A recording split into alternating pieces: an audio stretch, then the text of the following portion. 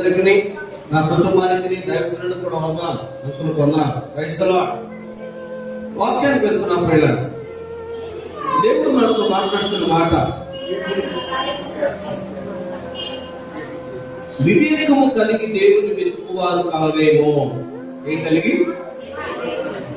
వివేకము కలిగి దేవుణ్ణి వెతుకువారు కలరేమో అని దేవుడు ఆకాశం నుంచట నరులను భూమి మీద తొంగి చూస్తున్నాడట. ఎవరైనా వివేకం కలిగిన వారు ఉన్నారా?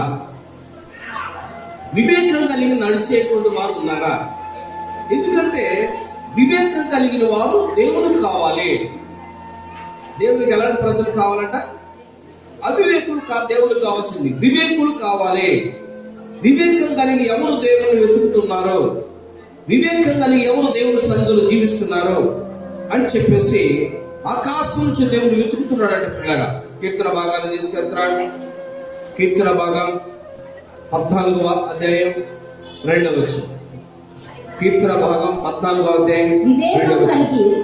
వివేకము కలిగి దేవుని వెతుకువారు కలరేమో అని యెహోవా ఆకాశం నుంచి చూచి నరులను పరిశీలించెను. నరులను ఏం చేస్తాడట? పరిశీలించెను. వారందరూ దారి తొలగి బొత్తిగా చెడి ఉన్నారు, ఒక్కడును కూడా లేడు. యెహోవాకు ప్రార్థన చేయక ఆహారం నా ప్రజలను మింగుచు పాపము చేయవారందరికీ పాపము చేయవారు బహుగా భయపడుతున్నట్టున్నాడు. కాబట్టి వివేకము కలిగి కనుక నువ్వు జీవిస్తే దేవుడు నిన్ను అద్భుతమైన దీవెనకి, ఆశీర్వాదానికి పాత్రగా ఉంచాలని కోరుకుంటున్నాడు. కాబట్టి ఇప్పుడు మనకు వివేకం కావాలి. ఏం కావాలంట? వివేకం కావాలి. వివేకం లేకపోతే ప్రయోజనం ఏమీ లేదు. పాముకు ఉందంట. ఏముంది? ఉందా లేదా? పాముకి పాము వలే నిష్కపటం కాదు, పాము వలే పాముకు వివేకం ఉందంట.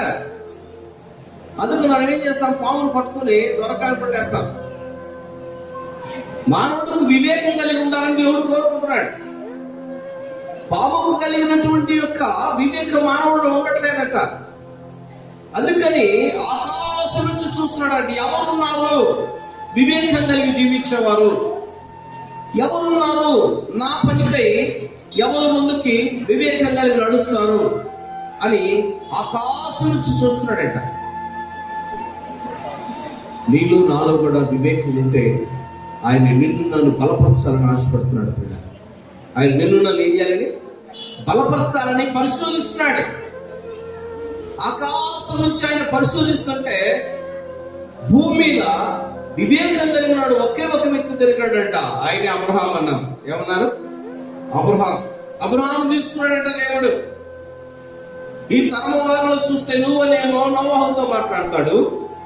అబ్రహామును చూసుకుంటేనేమో, అబ్రహామా నీలో వివేకం ఉందిగా వచ్చి ఇదిగో నువ్వు నా మాట విచ్చా అని అబ్రహాముతో మాట్లాడితే అబ్రహాము దేవుడు మాట విన్నాడు. అబ్రహాము దేవుడు తీసుకున్నాడు. మోషే దేవుడు మాట విన్నాడు. మోషే దేవుడు తీసుకున్నాడు. నోవాహు దేవుడు మాట విన్నాడు. వివేకం కలిగి జీవిస్తాడు అనుకుని నోవాహును కూడా తీసేస్తున్నాడు. దేవుడు ఏదైతే చెప్పాడో వివేకం కలిగి ఆ పనిని నోవాహు చేశాడు. ఇప్పుడు మనతో కూడా అదే మాట్లాడుతున్నాడు. వివేకము కలిగి నువ్వు జీవించాలని దేవుడు కోరుకుంటున్నాడు. నువ్వు దేవుని పని చేయాలనుకున్నా, కుటుంబాన్ని కట్టుకోవాలనుకున్నా, బిజినెస్ చేయాలన్నా, వ్యవసాయం చేయాలన్నా వివేకం అవసరము. ఏం అవసరం? వివేకం అవసరము. వివేకం లేకపోతే నువ్వు దేవుని పని చేయలేవు. చాలాసార్లు మనం చూస్తూ ఉంటాం. 1000 సంవత్సరాలు అయిందంటే పాస్టర్ మీరు సాగుకు వచ్చారు అడిగితే ఒక 20 సంవత్సరాలు అయిందని చెప్పిన ఆయన ఉన్నాడు. ఎంతమందిని సంపాదించి ఉండవచ్చు అంటే 10 మంది ఉన్నారంట. ఎంతమంది? దేవుడు అనుకుంటున్నాడు మరి మీకు కనీసం 20 సంవత్సరాలు 5 సంవత్సరాలకు ఒకరు సంపాదించుకుని 20 మంది వచ్చేవాళ్ళు ఇవాళ 10 మంది అంటున్నాడే. అది నేను అనవసరంగా ఇద్దరు పిలుచుకున్నానే. చూడండి ప్రియులారా, దేవుడు కావాల్సిన వ్యక్తి వివేకి కావాలి, అవివేక్ కాదు. వివేకం కలిగిన వాడు దేవుడికి లోబడతాడట. దేవుని మాటలు వింటాడంట, దేవుని ఉద్దేశాన్ని నెరవేరుస్తాడు. వివేకం కలిగిన వాడు. అవివేక చేయడు, అవివేక లోబడ్డు, అవివేక ఆలోచన వేరు, అవివేక తలపులు వేరు, అవివేక ఉద్దేశాలు వేరుగా ఉంటాయి. అందుకని మన జీవితంలో మనకు కావాల్సింది వివేకము కలిగిన వాడు దేవుడు కావాలి. ఎవరు కావాలి? వివేకము కలిగిన వాడు దేవుడు కావాలి. వివేకం కలిగి నువ్వు జీవిస్తే ఆయన నిన్ను ఆకాశం నుంచి తొంగి చూస్తాడట. ఓ నా కుమారుడు అనురా పక్కన అంటాడట. అబ్రహాంను పిలిచినట్లే, నోవాహును పిలిచినట్లే. అప్పుడు నిన్ను నన్ను కూడా ఎన్నుకొని ఆయన ఉన్నతమైన స్థితికి తీసుకెళ్లాలని ఆశపడుతున్నాడు. అవివేకిని రాజుగా చేసుకుంటే ప్రయోజనం ఏముంది? ఒక వివేకిగా కనపడ్డాడంట ఒక ఆయన దేవుని దృష్టిలో. అతనితో దేవుడు మాట్లాడాడు. అబ్బాయి, నువ్వు వివేకంగా ఉన్నావు, బలవంతుడుగా ఉన్నావు, బాగా యుద్ధం చేయగలవు, కాబట్టి నా ప్రజల మీద నేను రాజుగా ఉంచాలనుకుంటున్నాను, నీకు 10 గోత్రాలు ఇవ్వాలనుకుంటున్నాను అని చెప్పేసట దేవుడు అతను పిలుచుకున్నాడు. పిలుచుకొని అతను అభిషేకించుకొని 10 గోత్రాలు ఇచ్చేసాడు.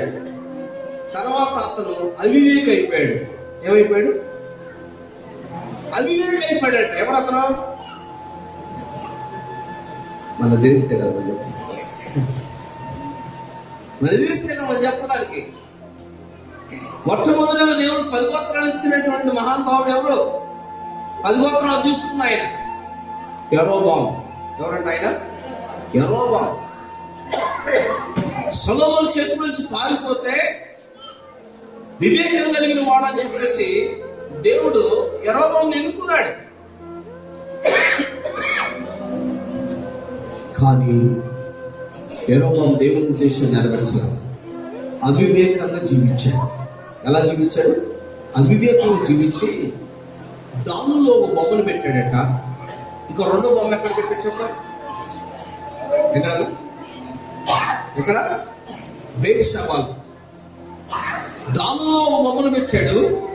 బేర్షెబాలో బొమ్మను పెట్టి అంటాడు, మీరు యెరూషలేముకి వెళ్ళొద్దు, యెరూషలేములోనే కాదు దేవుడు ఉంది, ఇదిగో బేర్షెబాలో కూడా ఉన్నాడు. ఎక్కడ ఉన్నాడు? ఇదిగో దానితో కూడా ఉన్నాడు, కాబట్టి మీరు యెరూషలేముకి వెళ్ళాల్సిన పని లేదని చెప్పేసి ప్రజల్ని పక్కలో పట్టించాడు. పిల్లల్ని మంచోడు. మన జీవితంలో వివేకం కలిగిన వాడు దేవుడు ఎన్నుకుంటే లాస్ట్ అవివేక అయిపోయి దేవుని ప్రజల్ని దేవునికి దూరం చేసి పడేసేట్టుగా. అందుకనంట యెరోబాము మీద దేవునికి కోపం వచ్చినట్టుగా. ఈనాడు నేటి కాలంలో కూడా అలాగే జీవిస్తున్నారు చాలా మంది. అయ్యా, నీకు వివేకం లేదని రా, నేను నా ఇంటికి సచ్చులు పోయంట మొత్తడా. నేను పాడగలను, నేను ఆరాధన చేస్తే ఆకాశం నుంచి దిగి రాగలరు. అర్థమైందా? ఆత్మ దిగి రాగాలని అంటున్నారు. మంచిదే, దేవుడు నిన్ను దాని కొరకు వాడుకుంటున్నాడు. దేవుడు నిన్ను వాడుకుంటుంది ఆత్మ ఆరాధన చేయడానికి వాడుకుంటున్నాడు. ఒక సంఘ కాపుని ఎప్పటించి ఆ సంఘ కాపులకి ఆ సంఘంలో సహకారిగా ఉండు. కానీ చాలా మంది ఏమనుకుంటున్నారంటే 2 పాటలు నేర్చుకోగానే, ఒక ఆరాధన నేర్చుకోగానే నేను కూడా దేవుడికి ఇష్టం కదా అనుకుంటున్నారు. కానీ ఆ కొంచెమైన వివేకాన్ని దేవుడు నీకు ఎందుకు ఇచ్చాడంటే, ఆ ఆరాధన చేయడానికి ఇచ్చాడు, ఆ ప్రార్థన చేయడానికి ఇచ్చాడు, ఆ పాఠం పాడడానికి ఇచ్చాడు, వాక్యం చదవడానికి ఇచ్చాడు, వాక్యం బోధించడానికి ఇచ్చాడు. అంతేకాని సంఘానికి కాపురం అవటానికి నీకు ఇవ్వలా. ఎందుకు ఇవ్వలేదండి ప్రియులారా? నీలో ఉన్న అవివేకం ఏంటో నీకే తెలియదా? నీలో ఉన్న అవివేకం ఏంటో నీకే తెలియలా. తెలియకనే కదా దేవుని మందిరాన్ని పాడు చేసింది. దేవుని మందిరానికి దేవుని ప్రజలను పోనీయకుండా చేస్తుంది. దేవుని మందిరానికి దేవుని ప్రజలను దూరం చేశాడు పిల్లలు. లాస్ట్ కి ఎవరికి దగ్గర చేశాడు?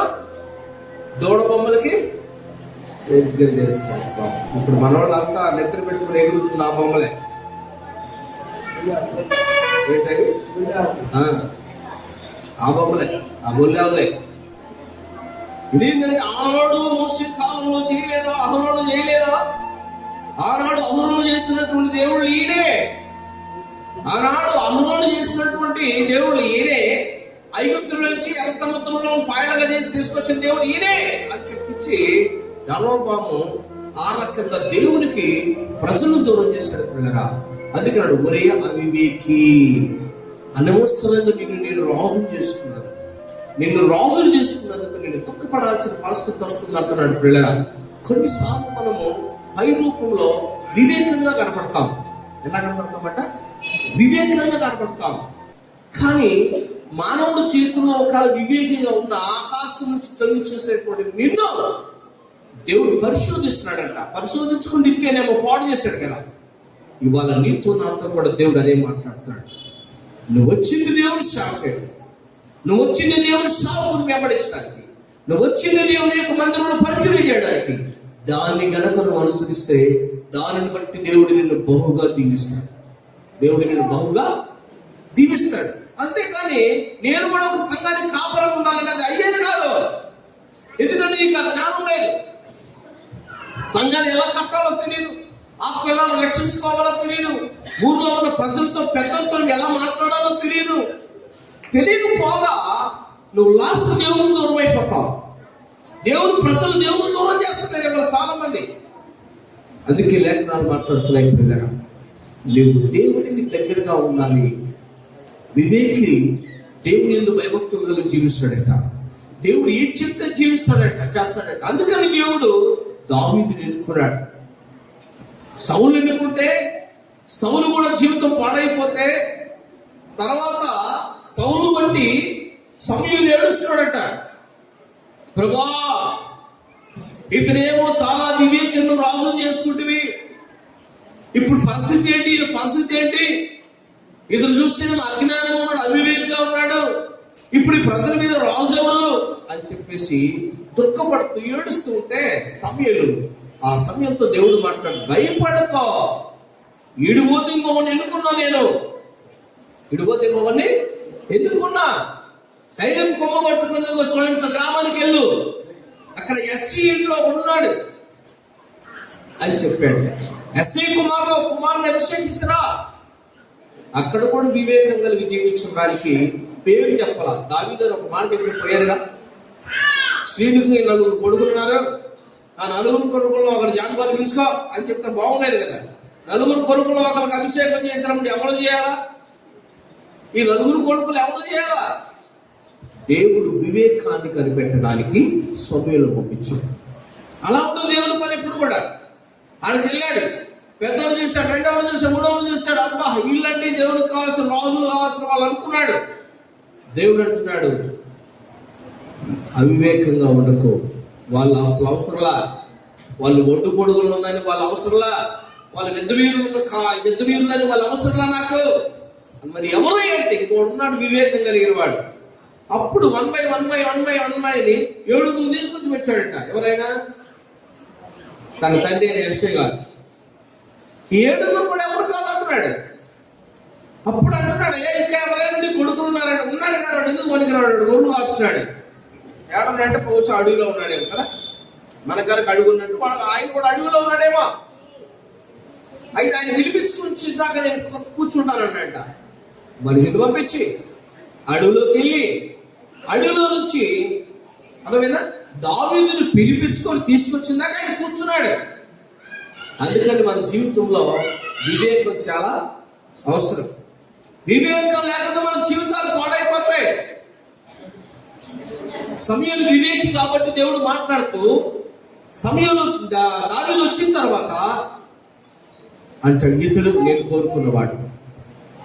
బహుశా సమూయేలు కూడా ఇదేంటి బొడ్డోను కోరుకున్నాడు. ఎలాంటి ఈ బొడ్డోను కోరుకున్నాడు ఏంటి? ఈయన అజాంబావులు ఉంటే, యుద్ధవీరులు ఉంటే దేవుడు ఏంటి బొడ్డోను కోరుకున్నాడు అంటే, దేవుడు అంటాడు, అతడే నా ఉద్దేశాలు నెరవేర్చేవాడు, అతడు వివేకి అని చెప్తున్నాడు పిల్లరా. ఇప్పుడు కూడా నీ జీవితంలో దేవుడి ఉద్దేశాన్ని నెరవేర్చగలిగే మనస్సు నీకుంటే, నువ్వు బొట్టోడు చిన్నోడు అని తారతమ్యం లేదు. బొట్టోడు చిన్నోడితో తారతమ్యం లేదు పిల్లరా. ఆస్ట్రేలియా యాత్ర కూడా నిక్కు కాళ్ళు ఉన్న చేతుడు కదమ్మా. ఎవరైనా ఏం పేరు? వరమ నిక్కు. ప్రపంచం అంతా తిరిగి పరిచయం చేయట్లేదా? కాళ్ళు లేవు, చేతులు లేవు, పరిచయం చేస్తున్నాడు కదా. కాళ్ళు చేతులు లేకపోయినా ఏముంది? వివేకం ఉంది. దేవుడికి లోపడ్డాడు, దేవుడు ఆయన బహుగా వాడుకుంటున్నాడు. నీ జీవితంలో, నా జీవితంలో కాళ్ళు చేతులు ఉండి కూడా ప్రయోజనం ఏంటి? వివేకం లేకపోతే. అందుకే దేవుడు నీతో నాతో మాట్లాడుతున్నాడు. మొదటగా నీకు వివేకం కలిగి జీవిస్తే వాళ్ళు భూమి మీద ఉన్నారేమని దేవుడు వెతుకుతున్నాడు. వివేకం కలిగిన వారు భూమి మీద ఉన్నారా లేరని వెతుకుతున్నాడట. ఒకవేళ నీలో నాలో వివేకం కలిగి కనుక జీవిస్తే నిన్ను నన్ను కూడా దేవుడు ఎన్నుకొని దేవుడు బహుగా దీవించాలని, దావీదును రాజు చేసినట్టు నిన్ను కూడా రాజు చేయాలని కోరుకుంటున్నాడు. దావీదు దేవుడిని సంతోషపరిచాడు, యెరోబాము దేవుడు దుఃఖపరిచాడు. యెరోబాము దేవుడు దుఃఖపరిచాడు, దావీదు దేవుడు సంతోషపరిచాడు. సౌలు దేవుడు దుఃఖపరిచాడు, దావీదు దేవుడు సంతోషపరిచాడు. మరి నీ జీవితంలో, నా జీవితంలో కూడా దేవుడు సంతోషపరచాలని ఆశ ఉందా? ఆశ ఉంటే వివేకాన్ని సంపాదించుకో. వివేకం కావాలని దేవుడు అడుగు. దేవుడు నీకు వివేకం ఇవ్వాలని ఆశపడుతున్నాడు. ఇందాక చెప్పుకున్నాం, ఆ వివేకం ఎవరికి ఉందట? ఎవరికి ఉంది? నేల మీద పాముకు ఉందట వివేకం. మరి పాముకి వివేకం ఉంటే మనకు అవసరం లేదా? మన చక్కగా 2 చేతులు ఇచ్చాడు, 2 కాళ్ళు ఇచ్చాడు, చక్కగా నడవడానికి అవకాశం ఇచ్చాడు. ఆయన అంటున్నాడు, వివేకము కలిగి జీవించండి. ఆ పాము సంపాదించుకుంది వివేకం. ఇప్పుడు నువ్వు వివేకం కలిగి జీవించాలి. త్వరగా మేము 2వ దినవృత్తాంతాలు తీసుకెళ్తున్నాడు. 2వ దినవృత్తాంత గ్రంథం. ఎన్నో ఎన్నో మేలులు చేశావయ్యా, నిన్నే స్తుతింతును యేసయ్యా. ఎన్నో ఎన్నో మేలులు చేశావయ్యా, నిన్నే స్తుతింతును యేసయ్యా. హల్లెలూయా, హల్లెలూయా, హల్లెలూయా, హల్లెలూయా, హల్లెలూయా, హల్లెలూయా, హల్లెలూయా, హల్లెలూయా. ఎన్నో ఎన్నో మేలులు చేశావయ్యా, నిన్నే స్తుతింతును యేసయ్యా. ఆమేన్. ప్రియులారా, 2వ దినవృత్తాంతం 15వ అధ్యాయం తీసుకెళ్తున్నాడు. 2వ వచనం ఏమంటున్నాడు చూద్దాం. ఆశా రాజును గురించి మాట్లాడుతున్నాడు. ఆశ యూదావారలారా, బెన్యామీనులారా, మీరందరూ నా మాట వినుడి. మీరు యెహోవా పక్షపు వారై ఎడల ఆయన మీ పక్షమునందు, మీరు ఆయన యొద్ద విచారణ చేసి ఎడల ఆయన మీకు ప్రత్యక్షమగును. మీరు ఆయనను విసర్జించిన ఎడల ఆయన మిమ్మును విసర్జించును. ఏం చేస్తాడ? విసర్జించునంటున్నాడు పిల్లరా. కాబట్టి ఇప్పుడు మన జీవితంలో వివేకం కలిగి మనం జీవించాలి అంటున్నాడు. మీరు ఆయన వైపు తిరగండి. మీరు ఎప్పుడైతే ఆయన వైపుకు తిరుగుతారో అప్పుడు ఆయన మీ వారు అవుతాడు. ఒకవేళ మీరు ఆయన వైపుకు తిరగకపోతే ఆయన మీ వైపుకి తిరగడు. ఎందుకు మాట్లాడుతున్నాడు ఈ మాట అని మనం ఆలోచిస్తే, వారికి శ్రమ వచ్చిందంట, వారికి శోధనలు వచ్చినాయంట, వారికి కరువు వచ్చిందంట. ఆ కరువులో, శ్రమలో, శోధనలో మొక్కుతున్నారు కానీ వారు దేవుని వైపు తిరగట్లా. అందుకని ఇక్కడ మాట్లాడుతున్న మాట, ఉదయం చెప్తున్న మాట పిల్లరా, ఇప్పటికైనా ఆశావారులరా, ఆశా ప్రసలారా, ఇప్పటికైనా మనసును మార్చుకొని మీరు దేవుని వైపుకు తిరిగినలా ఆయన మీకేమవుతాట? తోడైనటువంటి 13వ వచనం చదువుతున్నాను. నిజమైన దేవుడైన ఉపదేశం యాజకులైన ధర్మశాస్త్రమైన చాలా దినములు ఇశ్రాయేలుకు లేకుండా తమ శ్రమయందు వారు ఇశ్రాయేలు దేవుడైన ఆయన వెలిగినప్పుడు ఆయన వారికి ప్రత్యక్షమయ్యాడు. నువ్వు దేవుని వెతకడం నేర్చుకో. వివేకం కలిగి నువ్వు దేవుడిని వెతికితే ఆయన నీకు ప్రత్యక్షం అవ్వాలని ఆశపడుతున్నాడు. ఎవరైనా ఉన్నారా వివేకం కలిగి నన్ను వెతికావాలని వెతుకుతున్నాడు దేవుడు. నువ్వు వివేకం కలిగి జీవిస్తే ఆయన చక్కగా నిన్ను ఆరోగ్యవంతంగాను, క్షేమకరంగాను, ఆశీర్వాదకరంగాను ఉంచాలని దేవుడు కోరుకుంటున్నాడు. వివేకం కలిగి దేవుని వెతుకో. ఏం కలిగంట మనం? వివేకం కలిగి దేవుని వెతుకుతామంట. వివేకం కలిగి దేవుని వెతికితే ఆయన మనకు మంచి ఆరోగ్యాన్ని కలగజేస్తాడు. దీప్తి వాళ్ళ అమ్మ కూడా కలవ చేశారు కదమ్మా. దీప్తి కలవ చేసిన లేదు, చెప్పుకి మంచి ఆరోగ్యం వచ్చిందా లేదా? ఒకప్పుడు తల ఊడిపోయింది, ఇప్పుడు ఉందా లేదా? ఉందా లేదా? కారణం ఏంటి? ఎవరిని ఎత్తుకారు వీళ్ళు? దేవుని వెతుకారు. శ్రమల్లో, వేదనల్లో, శోధనలో దేవుని వెతికారు పిల్లలు. దేవుడు వారికి ప్రత్యక్షమై ఆ వ్యాధుల నుంచి దేవుడు స్వస్థపరిచాడు. మంచి ఆరోగ్యం దేవుడు కలుగజేశాడు. ఇప్పుడు వీళ్ళతో కూడా అదే మాట్లాడుతున్నాడు. 5వ వచనం, ఆ కాలంలో దేశము కాపరస్తులు అందరూ కొందరిలో గొప్ప కల్లోలము కలిగిన గనుక తమ పని పాటలను చక్కబెట్టుకున్నట్టుకై తిరుగువారికి సమాధానం సమాధానం లేకుండా దేవుడు జనములను సకలమైన బాధలు శ్రమపరచను గనుక శ్రమతోను శ్రమపరిచను గనుక జనమును పట్టణమును పాడు చేసెను. అదంటే దేవుడు మాటకు లోబడకపోతే, అజ్ఞానంగా జీవిస్తే జనాలు పాడైపోతారంట, పట్టణాలు పాడైపోతాయంట. ఎందుకు అంటే వివేకం లేకపోవడం వల్ల. ఏం లేకపోవడం వల్ల? వివేకం కలిగి జీవించాలి. కుటుంబాల్లో వివేకం కలిగి కాపురం చేయాలి. కుటుంబాల్లో వివేకం కలిగి కుటుంబాన్ని నడిపించుకోవాలి. వివేకం లేకపోతే మాయ వాడుకుంటుంది. వివేకం చాలా అవసరం. వివేకం లేకపోతే చిన్నపిల్లలు చల్లి ఇచ్చారంట, వాళ్ళు చనిపోయారు కదమ్మా. చనిపోయారు లేదా? చనిపోయారా? ఏం చెప్పట్లా? యూట్యూబ్లో ఎవరు చూడలేదా? సెల్ వాడదురా అన్నందుకంట పిల్లలు ఏమైనా 3 పిల్లలు చనిపోయారు. అంటే వాళ్ళు సెల్లు బానిసైపోయారు. వాళ్ళు సెల్లకి ఇంక సెల్ల లేకుండా బ్రతకలేరు. చూడండి వాళ్ళ వివేకం ఎలా ఉందో. దాని వివేకం అంటారు అజ్ఞానం, అవివేకం. తన ప్రాణాలు తీసుకున్నారు. ఇవాళ సెల్లను మన పిల్లలకి ఇచ్చి మన పిల్లలు పాడు చేస్తున్నాం. ఎందుకంటే వాళ్ళ తొలిగిపోతుందని సెలవులు ఇస్తున్నాం. ఏం తొలిగిపోతారు?